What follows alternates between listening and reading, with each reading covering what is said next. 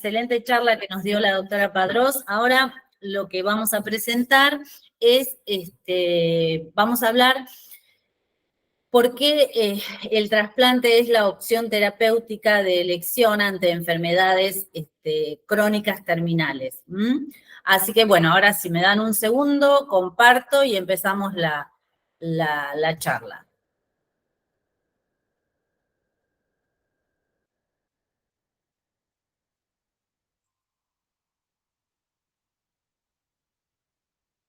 Bueno, arrancamos entonces. Bueno, esto es el título. Bueno, el trasplante muchas veces es el tratamiento sustitutivo cuando la función fisiológica cuando se reemplaza la función fisiológica de un órgano o un tejido a través de un injerto, o sea, lo que sería un trasplante, un sustituto de ese órgano o tejido. Hoy día, esto ya lo venimos hablando desde hace un tiempo, desde que comenzó el curso, o sea, el trasplante es una indicación médica rutinaria, o sea, es algo cotidiano.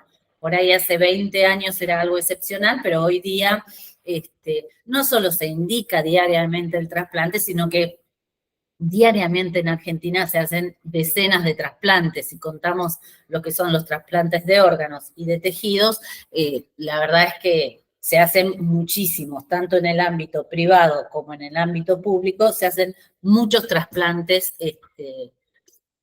cotidianamente. En general uno indica el trasplante ya sea como indicación para salvar la vida de un paciente ante una situación terminal o para mejorar la calidad de vida de los pacientes. Ambas son las indicaciones que tiene el trasplante hoy día en todo el mundo. Los protocolos de procuración, o sea que todo, o sea, nosotros estuvimos viendo hasta la clase pasada todo lo vinculado a la procuración, o sea, todos los protocolos que actualmente están vigentes y que son revisados en forma periódica de procuración, garantizan que estos implantes de órganos y de tejidos sean de calidad, que sean viables y seguros para los pacientes, minimizando el riesgo de transmisión de enfermedades infectológicas y o tumorales. Por esa razón, siempre los procesos de donación no son inmediatos, sino que llevan horas para realizarse, porque uno, mientras hace el tratamiento de sostén, que es lo que hablábamos la clase pasada, del donante, lo que hace son extraer muestras de sangre, revisar estudios y demás para, bueno, hacer estudios serológicos para descartar que por ahí esa persona no tenga alguna enfermedad contagiosa que se le pueda transmitir al receptor, y o bien por ahí que no tenga alguna patología tumoral maligna que también se pueda replicar en el receptor del trasplante. Y esto es lo que lleva unas horas, y por eso se piden tantos estudios, no solo de sangre, sino ecográficos, tomográficos y demás, para asegurar valga la redundancia, en pos de la bioseguridad del injerto que vamos a implantar. Bueno, estos son unas fotos, si ven acá esta foto grande, esto es lo que sería, ahí si ven acá, esta es la cabecita del paciente, es un paciente que está con ECMO, que ahora vamos a ver lo que es. Este es un paciente que está en un sillón de diálisis. Este es otro paciente también que está en diálisis peritoneal. Estas fotos son para graficar un poco. Ustedes seguramente habrán visto más de una vez pacientes, por ahí en ECMO no, pero en diálisis seguramente. Actualmente las terapias de reemplazo de función, para la función renal tenemos la opción, que bueno, esto lo dio recién la doctora Padrós, que es la opción de la hemodiálisis o bien de la diálisis peritoneal. La diálisis peritoneal generalmente está indicada en pacientes de bajo peso o en pacientes pediátricos, sino la opción en pacientes adultos y ya de mayor tamaño corporal es la hemodiálisis, que la verdad es una circunstancia bastante crítica para los pacientes estar conectado tantas horas semanales, pero bueno, es la única posibilidad que tienen para seguir vivos y seguir medianamente con una calidad de vida. El ECMO es cuando tenemos pacientes con patología cardíaca y o pulmonar que ya no pueden garantizar la oxigenación y la circulación adecuada al resto del organismo, se lo conecta a la membrana extracorpórea que permite una oxigenación a todo el resto del organismo, que se llama ECMO por las siglas en inglés, pero es lo que se denomina oxigenación por membrana extracorpórea. Esto no hay mucha disponibilidad de ECMO en todos los lados. Creo que ECMO en el ámbito público de la salud, creo que solamente hay en el Garrahan. Después sí tenemos en instituciones privadas. Y es una estancia sumamente crítica y límite en los pacientes, y realmente es excepcional que los pacientes sean conectados a ECMO, pero bueno, existe, se utiliza, existe en nuestro país, y bueno, es una terapia de reemplazo también. Un poco volviendo a cuando hablamos del trasplante como opción terapéutica, me interesa que en primer lugar sepan qué es lo que puede trasplantarse. Actualmente los programas que hay en cuanto a órganos, bueno, se puede trasplantar corazón, pulmón, hígado, riñón, páncreas, intestino. Útero, actualmente en Argentina no está en vigencia. Nosotros en la provincia de Buenos Aires hace unos años iniciamos el expediente para la habilitación del programa de trasplante de útero, que bueno, después por razones ajenas a Cucaiba no progresó, pero sí teníamos todo hecho porque realmente es muy interesante para aquellas mujeres que tienen problemas de fertilidad asociados a patología uterina. Es muy interesante ver el trasplante de útero como una opción para que puedan procrear. Pero bueno, actualmente no está en vigencia en Argentina este programa. Sí está en vigencia en Estados Unidos y en algunos países de Europa. En cuanto a tejidos, lo que se puede trasplantar son las córneas, la esclera, que también es parte del tejido del ojo, las válvulas cardíacas, el pericardio, que es la membrana que recubre el corazón y que se utiliza para hacer parches y se usa en cirugía cardiovascular o también en otras cirugías.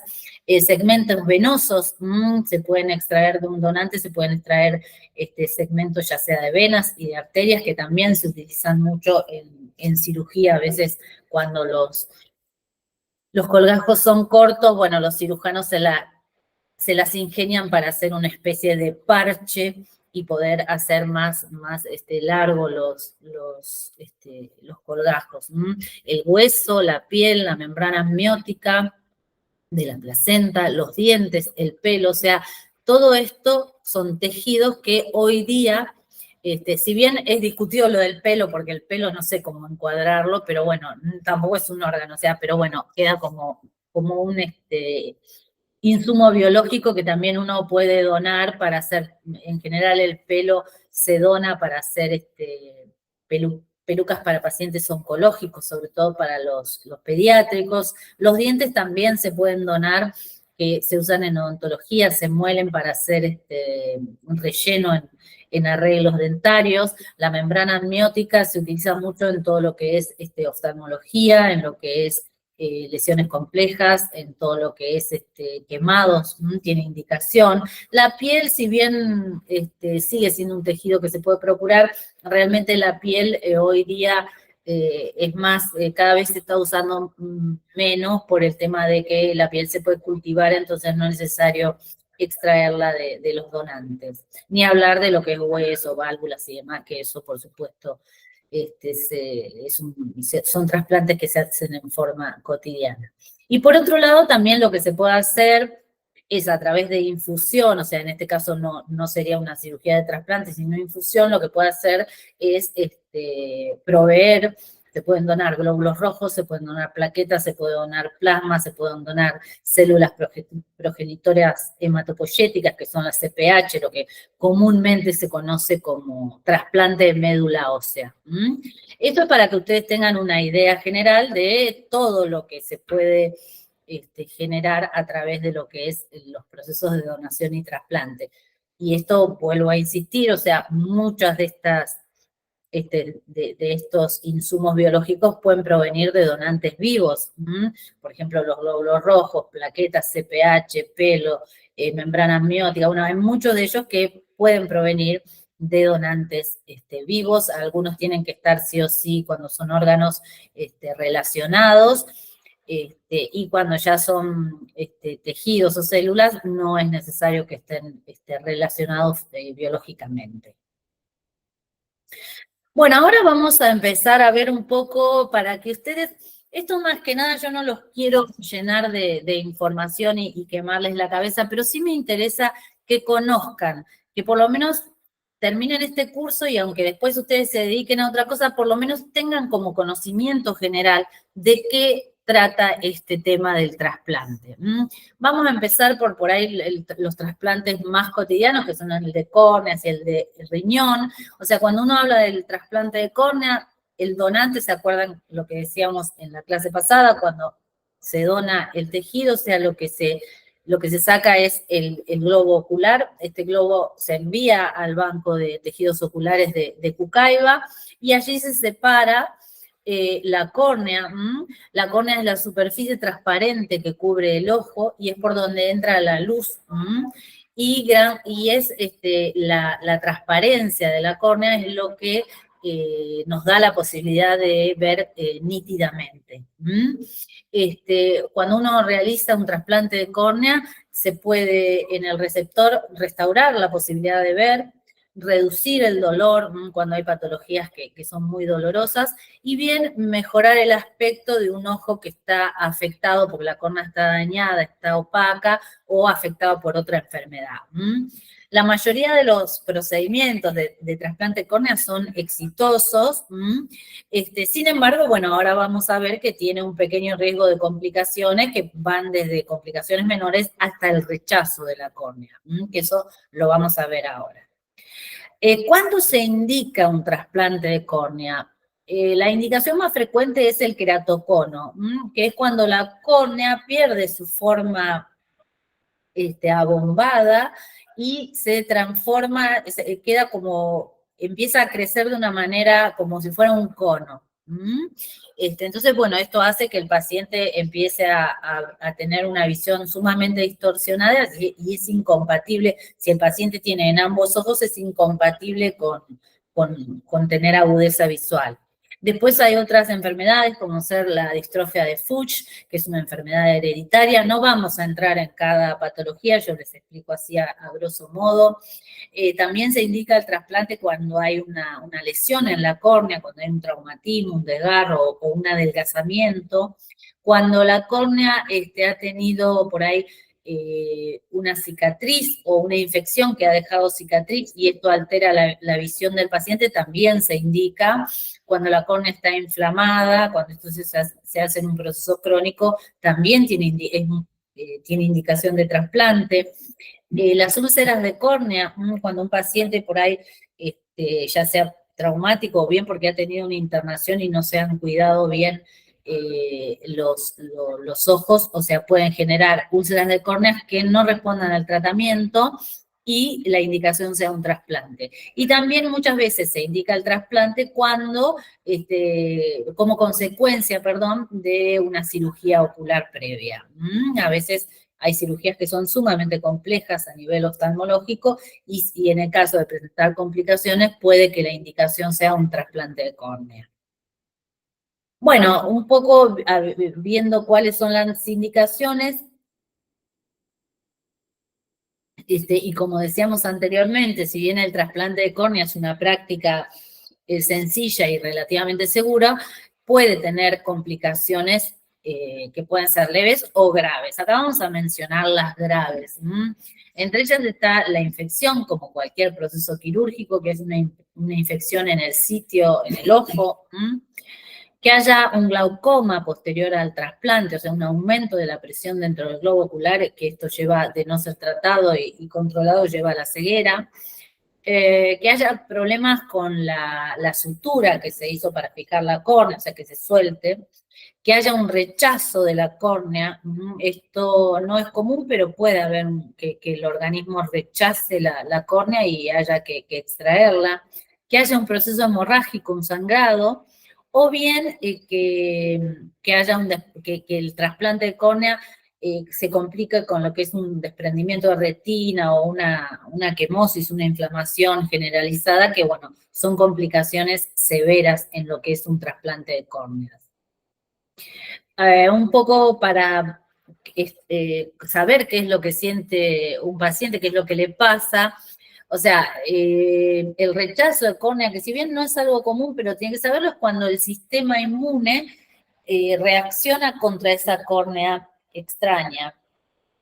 Y hay que tratar, el tratamiento que hay que hacer es un tratamiento inmunosupresor importante para evitar el rechazo, o bien que el paciente vaya a retrasplante de córnea, lo cual es muy traumático porque los trasplantes de córnea, en general, el paciente está mucho tiempo en lista de espera y, bueno, que fracase el trasplante y que vuelva a entrar en lista de espera realmente es una circunstancia sumamente dolorosa y angustiante para el paciente.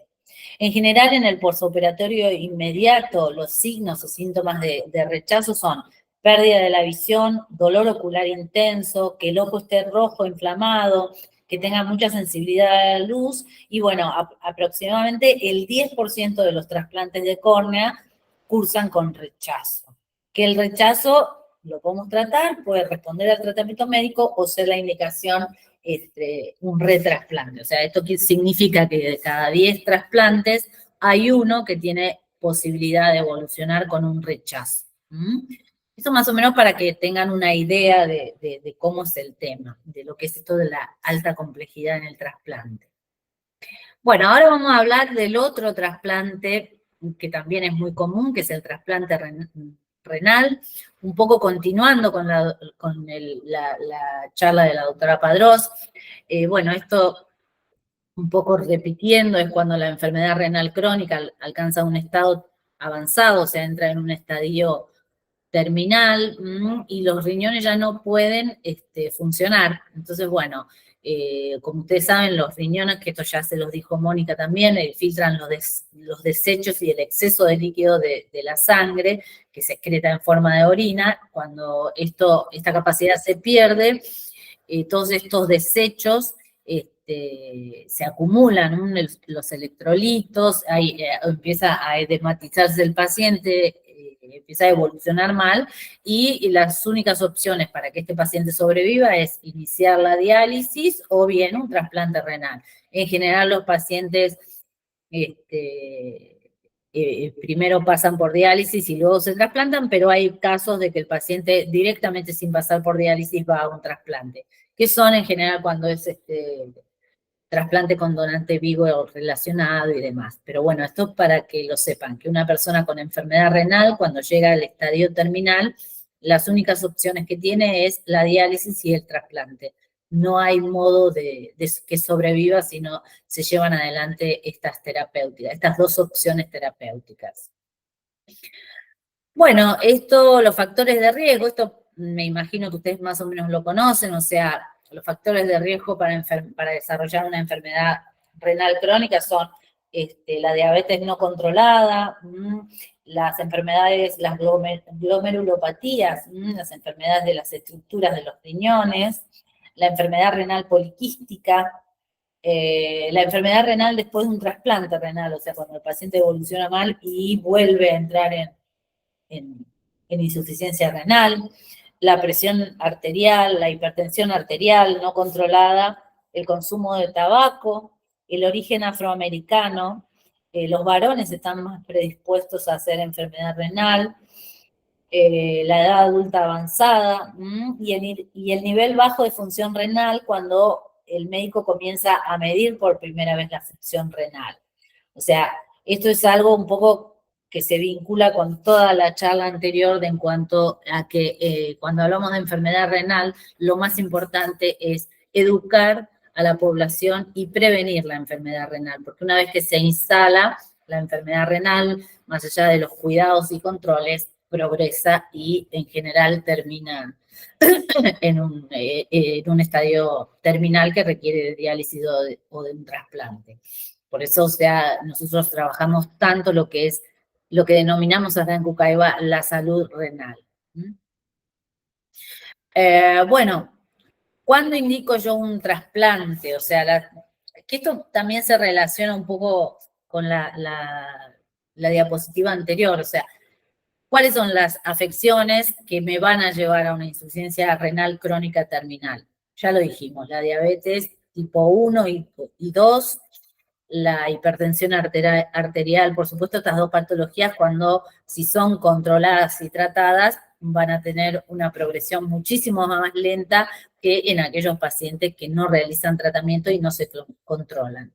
Bueno, las glomerulopatías, la glomerulonefritis, la nefritis intersticial, que es la inflamación de los túbulos del riñón y las estructuras, la enfermedad poliquística, la obstrucción prolongada de las vías urinarias, por próstata dilatada, cálculos renales, algunos tipos de cáncer que comprometen las vías urinarias, el reflujo vesículo-ureteral, que esto es común en los niños cuando hay reflujo vesículo-ureteral, que significa que la orina, en vez de ser excretada, pasa, o sea, hace el camino inverso, la orina llena la vejiga y vuelve hacia los riñones y de allí pasa a la sangre, lo cual es una patología sumamente compleja.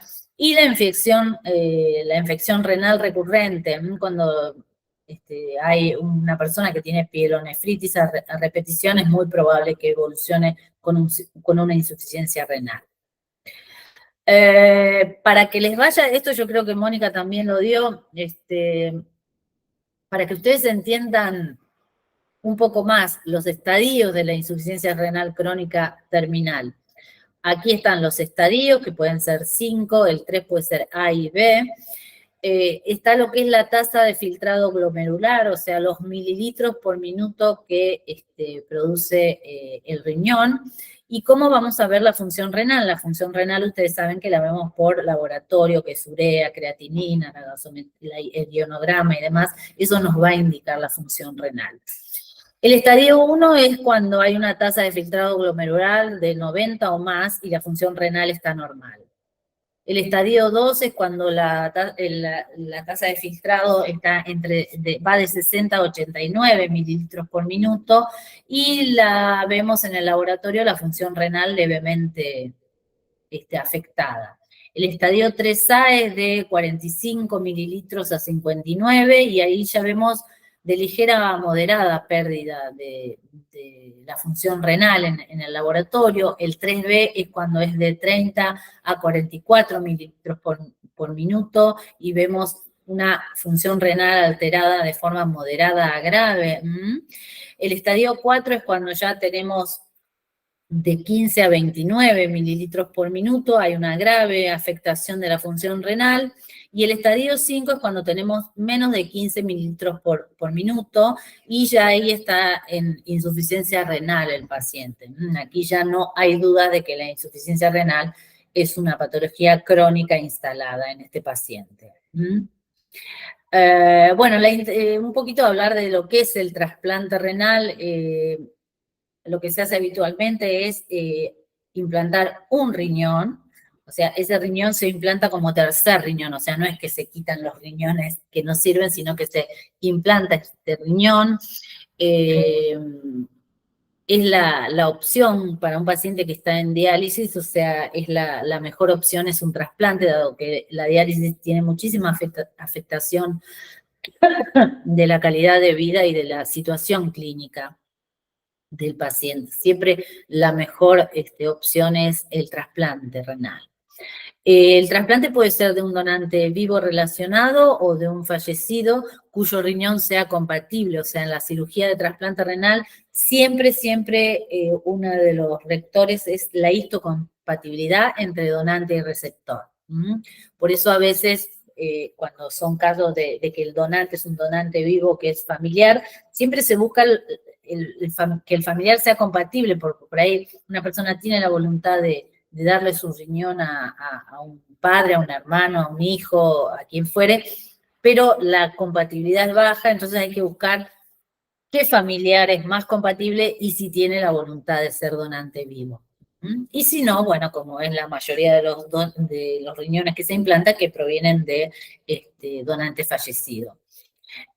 Bueno, como les decía, bueno, se implanta el riñón en la parte baja del abdomen y se conectan los vasos sanguíneos y el uréter, que es el tubito que va del riñón con la vejiga, y lo que se observa es que se hace todo lo posible para que esto empiece a funcionar. Bueno, esto cuando uno hace un trasplante renal, lo que espera en las primeras 24 o 48 horas es que ese riñón comience a funcionar y comience a producir orina, ¿no es cierto? Eso es la pauta de que, o sea, en el momento inmediato de la cirugía, lo que uno espera es que ese riñón se ponga rosa, o sea, que empiece a ser irrigado por la sangre y oxigenado. Y después lo que espera es que comience a funcionar, que empiece el paciente a secretar orina, o sea, a través de la sonda que tiene colocada, que empiece a generar orina. Esos son síntomas de buena evolución del trasplante. Bueno, ahora vamos a hablar un poco de lo que es el trasplante hepático, porque no los quiero cansar, no los quiero dormir. Bueno, estas son un poco las funciones que cumple el hígado, que es procesar nutrientes, medicamentos, hormonas, produce la bilis que ayuda al organismo a absorber la grasa, el colesterol, las vitaminas, fabrica proteínas que intervienen en la coagulación. Ustedes saben que cuando el hígado se afecta, una de las primeras cosas que hay es la imposibilidad de coagular, por eso los pacientes hacen hemorragias en forma constante. También es como, a igual que los riñones, o sea, elimina toxinas de la sangre, elimina bacterias, previene infecciones y regula también respuestas inmunológicas. En general, el trasplante de hígado se reserva como una opción de tratamiento para personas que ya ingresan en la etapa terminal de la enfermedad hepática crónica, porque ya en general los pacientes que están en esta situación tienen una calidad de vida pésima y no les queda otra opción que no sea el trasplante. Esto cuando el proceso es crónico. También podemos tener la indicación de trasplante hepático en pacientes con enfermedad hepática aguda. Por ahí un paciente con una hepatitis A que evoluciona, o una hepatitis D que evoluciona rápidamente a un fallo hepático fulminante y hay que trasplantarlo porque si no esa persona en 48 horas se muere. Y son personas que por ahí previamente, por ahí 10 días antes, no tenían absolutamente ningún tipo de enfermedad hepática. Así que la indicación puede ser por una enfermedad hepática crónica o bien por una enfermedad hepática aguda fulminante.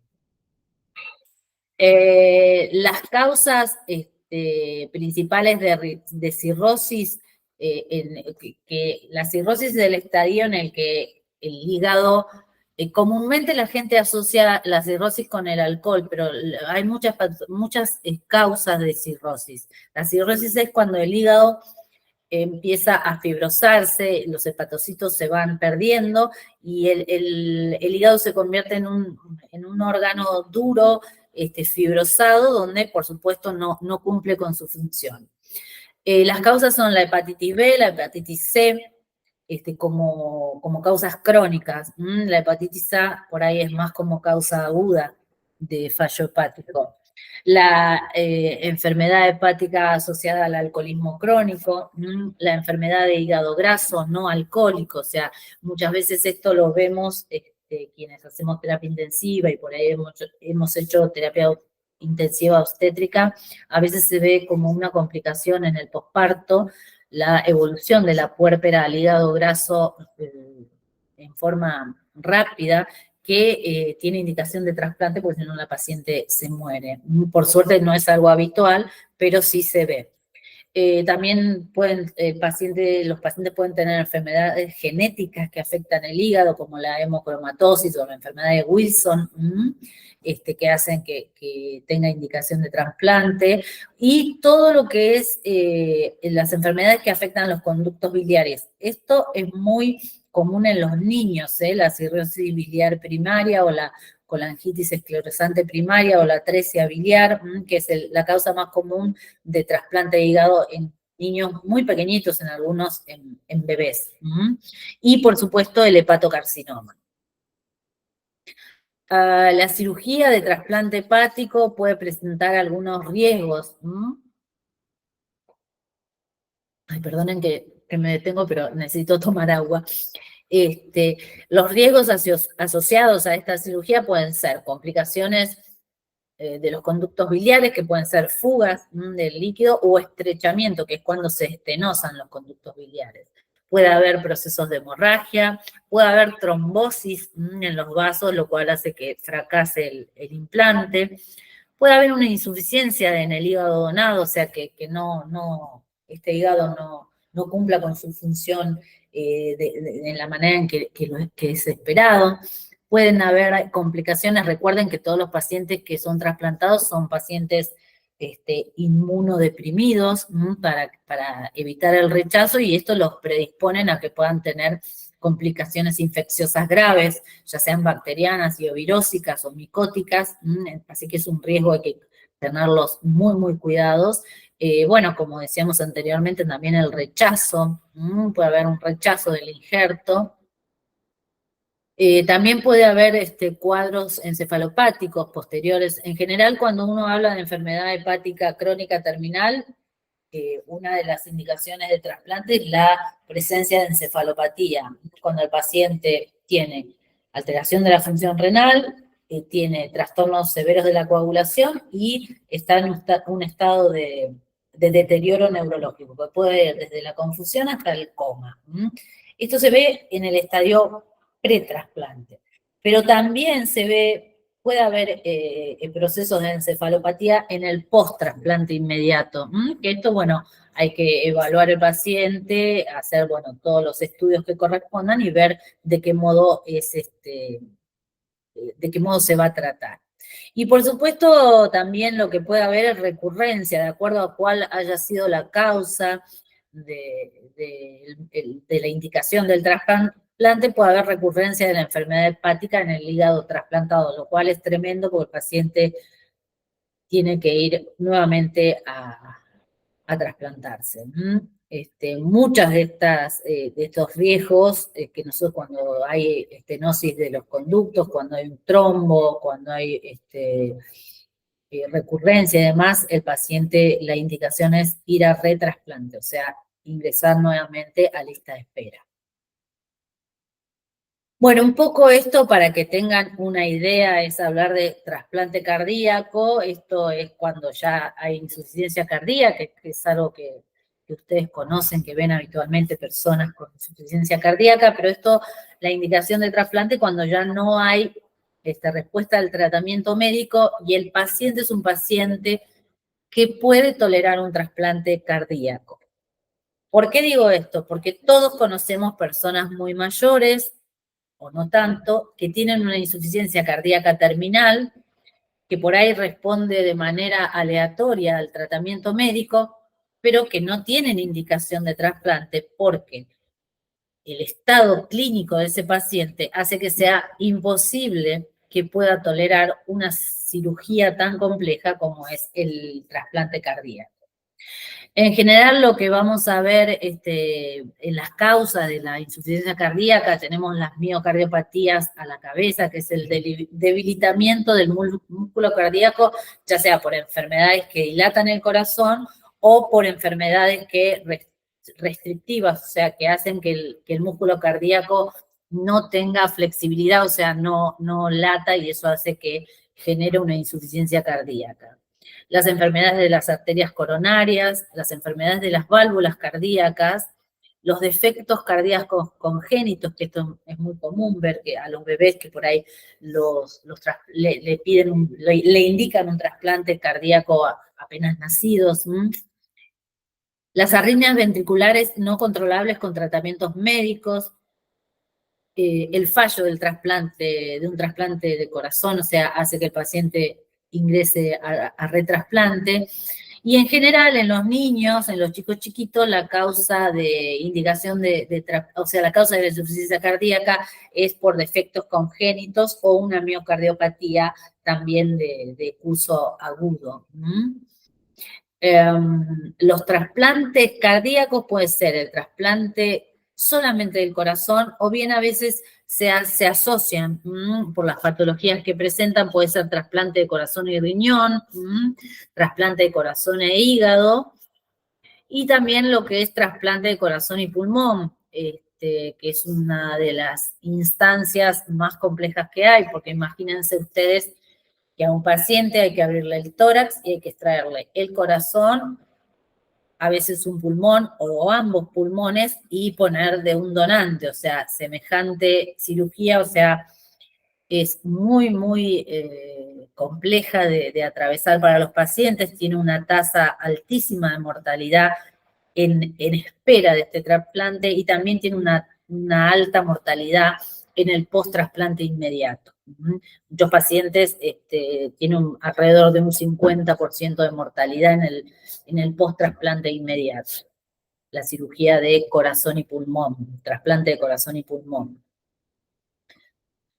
Bueno, acá las complicaciones que puede tener un trasplante cardíaco. En primer lugar, el rechazo. Por eso se le da al receptor siempre medicación inmunosupresora, como en todo trasplante. El fallo del injerto primario, o sea, esto es la causa más frecuente de muerte, es cuando el corazón del donante nunca funciona como uno espera y bueno, y el paciente termina en algún momento teniendo un paro cardíaco y fallece en una etapa cercana en los primeros meses de evolución del trasplante. El desarrollo de patología de las arterias que se endurezcan, lo que puede llevar a una vasculopatía en el corazón trasplantado. Que el paciente, también complicaciones por la medicación inmunosupresora, que pueden causar daño, por ejemplo, daño renal grave o procesos infecciosos severos y demás, lo cual es complejo para tolerar para los pacientes. El cáncer, o sea, esto está acá, pero en realidad, o sea, es muy discutible, o sea, hay algunos trabajos que hablan que los inmunosupresores pueden aumentar el riesgo de desarrollo de cáncer. No es lo habitual, no se ve, pero bueno, es algo que hay trabajos que lo documentan. Y bueno, como les decía anteriormente, todo lo que tiene que ver con las infecciones. Las infecciones pueden ser por gérmenes que en un inmunocompetente provocan un cuadro banal, en un inmunosuprimido pueden generar cuadros infectológicos que pueden comprometer la vida y llevarlo a la muerte. Esto siempre hay que tener en cuenta que cualquier paciente trasplantado inmunodeprimido hay que cuidarlo muchísimo de las infecciones. Bueno, dos palabras del trasplante pulmonar. La indicación de trasplante pulmonar es cuando ya los pulmones no pueden oxigenar de una manera eficiente el organismo. Esto genera de por sí, si la patología es puramente pulmonar, genera de por sí una insuficiencia cardíaca, una asociada. La causa más frecuente de indicación de trasplante es el EPOC, que en esto pasa lo mismo con la insuficiencia cardíaca, o sea, en la enfermedad pulmonar obstructiva crónica, uno va a indicar el trasplante siempre y cuando el paciente pueda tolerar este tipo de cirugía. A nadie se le va a ocurrir que a una persona, supónganse, mayor de por ahí 80 años o más, no se le va a ocurrir indicarle un trasplante cuando por ahí esta enfermedad tiene 20 años o 30 años de evolución y el organismo de esta persona está muy deteriorado. Por otro lado, la fibrosis pulmonar también es una patología en la cual se indica el trasplante pulmonar, la hipertensión pulmonar y la fibrosis quística, que es, digamos, la patología en la cual tiene, o sea, cuando se indica el trasplante es la que tiene mayor urgencia, porque estos en general son pacientes muy jóvenes y es una patología que es una enfermedad que ya es genética. Bueno, aquí la indicación de trasplante pulmonar es cuando ya no hay respuesta al tratamiento medicamentoso o a los dispositivos de ayuda de la respiración. Cuando ya esto no sirve y pone en riesgo la vida del paciente, se indica el trasplante. El trasplante puede ser de un solo pulmón o de ambos.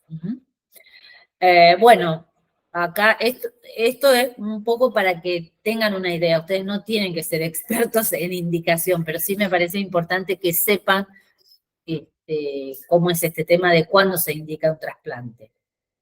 Hablando un poco de lo que es el tratamiento, el trasplante de intestino, es un trasplante que no es una indicación muy común, en aquellos pacientes que tienen, por diferentes causas, presentan un síndrome de intestino corto, pueden ser en niños o en adultos. En general está la creencia que el trasplante de intestino se hace solo en niños, pero en adultos también se hace. Esto para información general, el intestino junto con los pulmones y el páncreas son órganos muy lábiles. No cualquier donante puede donar intestino.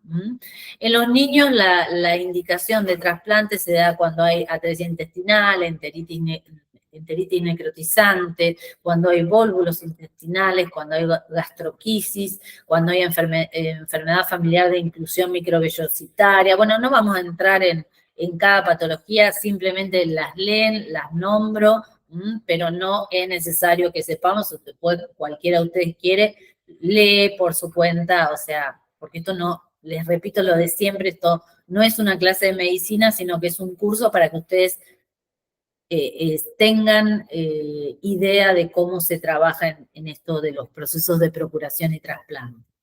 En la indicación de trasplante de intestino en adultos, puede ser por enfermedad de Crohn, por enfermedad isquémica, por esclerodermia, por síndrome nefrótico, por tumores retroperitoneales, por síndrome de pseudoobstrucción intestinal, por causas quirúrgicas, luego de una resección masiva, ya sea por alguna patología, por fístulas, por algún episodio traumático y demás. O sea, estas son las indicaciones. Es un trasplante muy complejo. En Argentina hay muy poquitos lugares, creo que hay 2 lugares donde hacen trasplante de intestino, y por suerte son muy pocos los pacientes en lista de espera para trasplante de intestino. 2 palabras del trasplante de médula ósea, que esto, bueno, es algo que ustedes seguramente escuchan hablar en forma habitual. Bueno, se llama trasplante de médula ósea, pero bueno, no se hace un trasplante, lo que se hace es una infusión de células madres sanas que forman parte de la sangre del cuerpo de una persona, para reemplazar la médula ósea dañada o enferma. El trasplante de médula ósea también se denomina trasplante de células madre.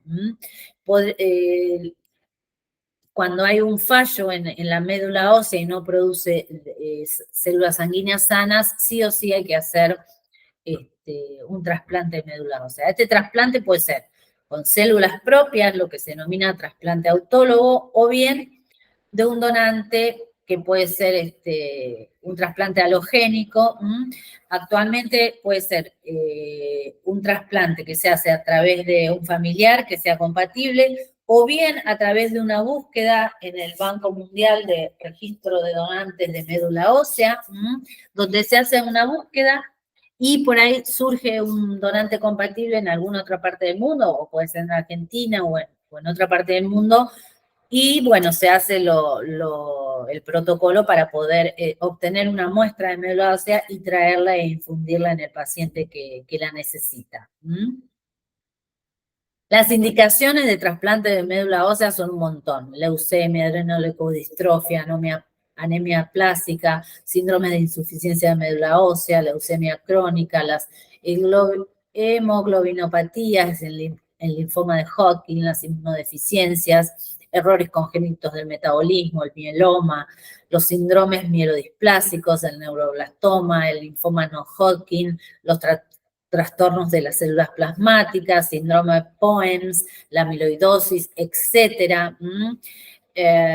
Como está escrito arriba, puede ser en enfermedades cancerosas, o sea, malignas de la sangre, y en algunas que no son cáncer, pero igualmente tienen indicación de trasplante de médula ósea. Repito, esto es información general. Nadie les va a tomar en el examen alguna de estas patologías. Es simplemente para que sepan los nombres, porque por ahí les hacen ruido, conocen a alguien o han visto a algún paciente que tiene, para que sepan como conocimientos generales. Esto, repito, no es una clase de medicina, sino tendríamos que hacer la carrera completa para poder hablar con idoneidad, sobre todo yo, de todas estas patologías.